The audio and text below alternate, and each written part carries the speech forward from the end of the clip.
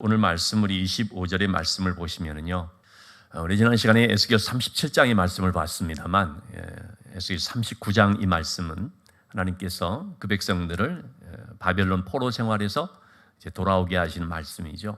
근데 이렇게 야곱에 사로잡힌 자, 바벨론 나라의 포로로 잡혀 있는 그들을 돌아오게 하시는 것은, 그걸 가리켜서 뭐라고 표현하고 있냐면, 내 거룩한 이름을 위하여 열심을 내어, 이렇게 말하고 있습니다. 그들을 포로 생활에서 돌아오게 하고, 또 그들로 하여금 그리운 고국 땅으로 올 수 있도록 회복시켜 주시는 그것은 한마디로 무엇에 근거한 것인가? 하나님의 열심 때문이라는 것입니다.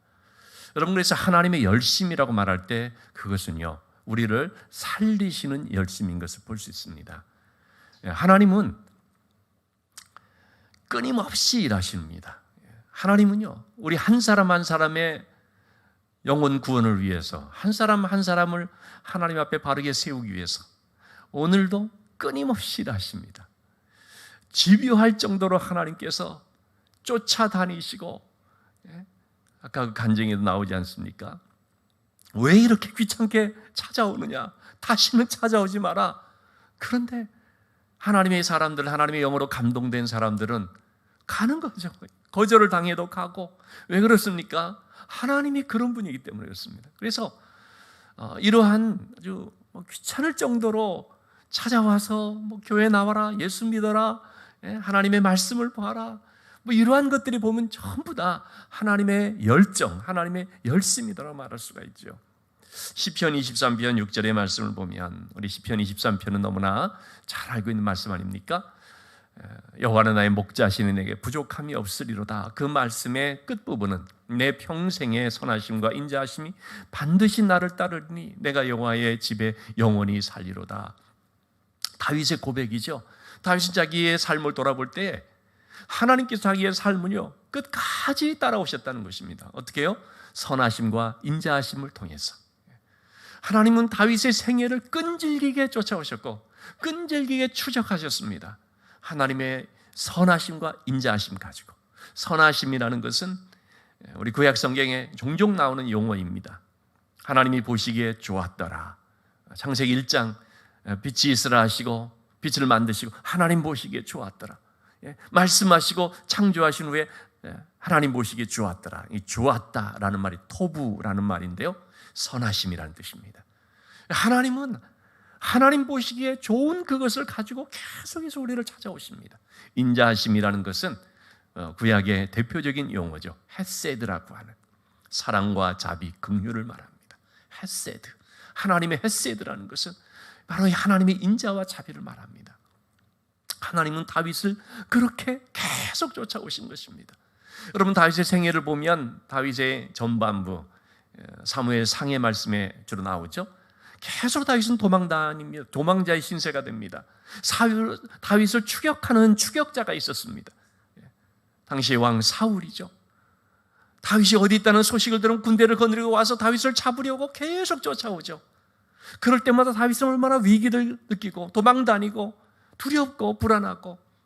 그런데 여러분, 그 사울이 다윗을 쫓아다니는 그 모습을 잘 보면은요, 사실은 누가 다윗을 쫓아가고 있느냐? 하나님이 쫓아가고 있는 거예요.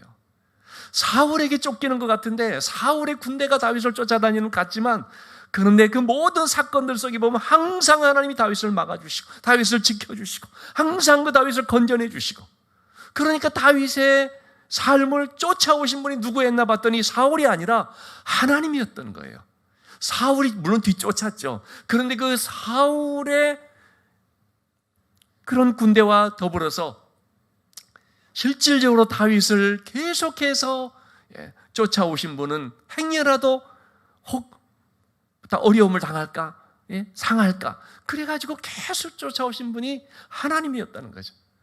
다윗은 뒤늦게 이 사실을 깨닫고 고백하는 것이, 내 평생의 하나님과 선하심이 나를 쫓아왔다라고, 나를 따르리니라고 말했는데 사실은 원어로 쫓아오다라는 뜻입니다. 이렇게 다윗은 자기의 삶을 돌아볼 때 하나님께서 나를 이렇게 돌봐주셨구나 하는 것을 깨닫습니다. 프랜시스 탐슨이라고 하는 사람이 있습니다. 의사의 아들을 태어났습니다. 아버지가 뜻이 있어서 아들을 목회자를 만들려고 신학교를 보냈습니다. 근데 도중에 중단해버리고 그냥 뛰쳐나갔습니다. 그러자 아버지가 이번에는 의과대학에 좀 들어갈 수 있도록 공부를 시키려고 하는데 그것도 거부하고 또 관둡니다. 군대에 가서 군인으로 되려고 하는데 그것도 안 되고, 그런 가운데 그가 그 인생이 참 망가져 버립니다. 런던 시내 한 가운데서 노숙자가 되는데 마약과 성냥과 또는 신문을 팔면서 아주 밑바닥 인생이 되고, 그야말로 완전히 누구에게 이렇게 내세울 수 없는 아주 초라한 그런 신세가 됐습니다. 어느 한 사람 그를 귀하게 여겨서 좀 도와주려고 하는 사람이 없었습니다. 그야말로 완전 망가진 그런 인생이 됐었는데요. 그런데 그때 그런 가운데서 그가 틈틈이 어떤 문학적 재능이 있어서 시를 쓰게 됐습니다. 가끔씩 쓰는 그런 시가 있었던 것입니다. 그걸 눈여겨본 한 출판사 사장이 있었습니다. 윌프레드 메이빌이라는 사람인데, 그래서 그는 이 사람이 또 어떤 사람인가 관심을 갖고 살피면서 그를 먼저 병원에 데리고 가서 그래서 이 마약 중독을 끊게 도와주고, 그리고 또 물질적으로도 좀 도움을 주면서 어떻게든지 그를 이제 갱생시키려고, 재생을 시키려고 그렇게 힘쓰게 됐습니다. 사랑으로 용납하고 품어주면서, 그래서 그가 자기의 문학적인 어떤 재능을 발휘할 수 있도록 이렇게 만들어준 거죠.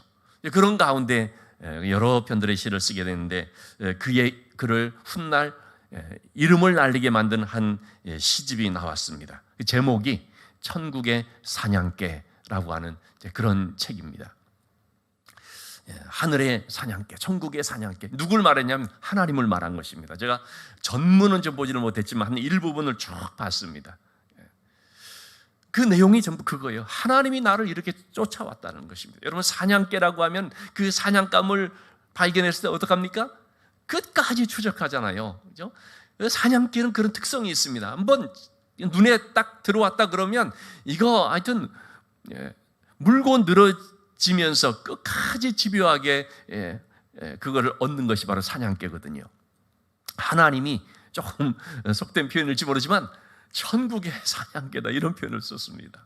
하나님은 내 인생을 어쩌면 그렇게 집요하게 쫓아오셨는지, 어쩌면 그렇게 나를 끝까지 이렇게 물고 늘어지듯이 말 놓지 않으셨는지, 그 결과 내가 하나님의 은혜로 새 사람이 됐다. 그걸 고백하는 것이죠.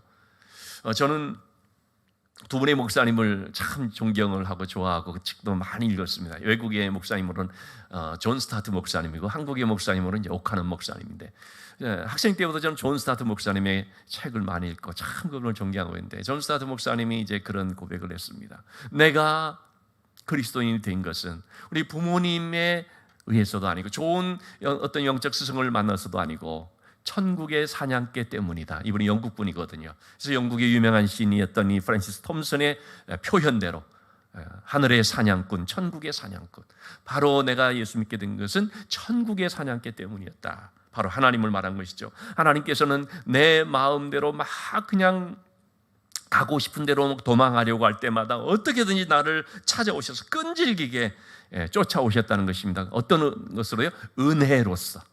은혜의 추격자 되시는 하나님께서 은혜로 나를 붙잡고 놓아주지 않아서 내가 예수 믿게 되었다 하는 것이죠. 저는 정말 그 체험이 있습니다. 제가 청년 때 하나님의 은혜로서 변화되고 있을 때, 그때 저를 끝까지 놓아주지 않았던 제 선배들, 지금도 정말 평생 제가 고마워하는 그런 귀한 믿음의 선배들입니다.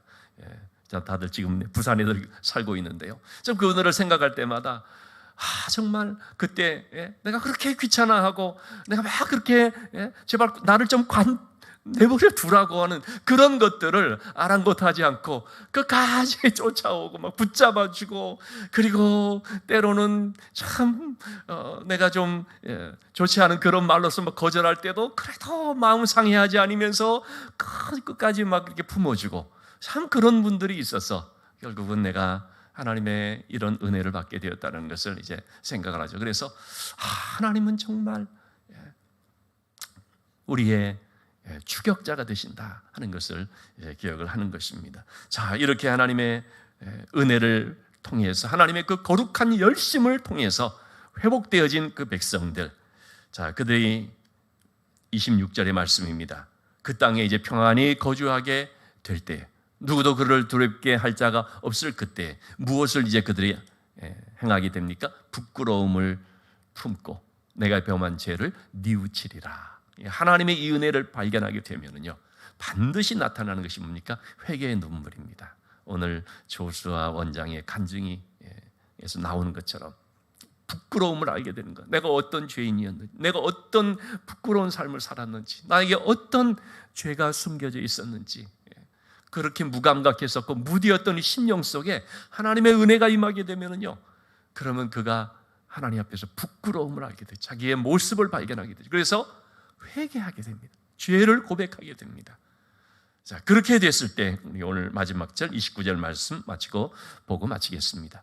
다시는 내가 그들에게 얼굴을 가리지 않을 것이다. 하나님이 약속하십니다. 이것은 예수 그리스도를 통하여서 구원의 은혜를 받은 우리들에게 하나님께서 성령을 선물로 주심에 대한 약속의 말씀입니다. 하나님께서 얼굴을 가리지 않는다는 것은 뭡니까? 하나님의 성령으로 말미암아 영원토록 우리와 함께 하신다는 것입니다. 다시는 하나님의 품을 떠나는 그런 일이 없도록 하나님께서 우리를 온전히 사로잡아 주시는 것을 말하죠. 무엇으로요? 성령으로 말미암아. 참 이와 같은 하나님의 은혜를 우리가 생각할 때 어찌 감사하지 않을 수가 없고, 어찌 찬양하지 않을 수가 없고, 어찌 하나님만을 섬기지 않을 수가 있겠느냐 하는 것이죠. 오늘 우리 간증을 통해서도 다시 한번 하나님께서 우리에게 어떤 사랑을 베풀어 주셨는지 기억하시면서 참으로 우리가 하나님 앞에서 믿음으로 살기를 다짐하고 더욱더 이 하나님의 은혜 안에 붙잡힌 바 된 그런 복된 삶을 살기로 다짐하는 시간들이 됐으면 좋겠습니다.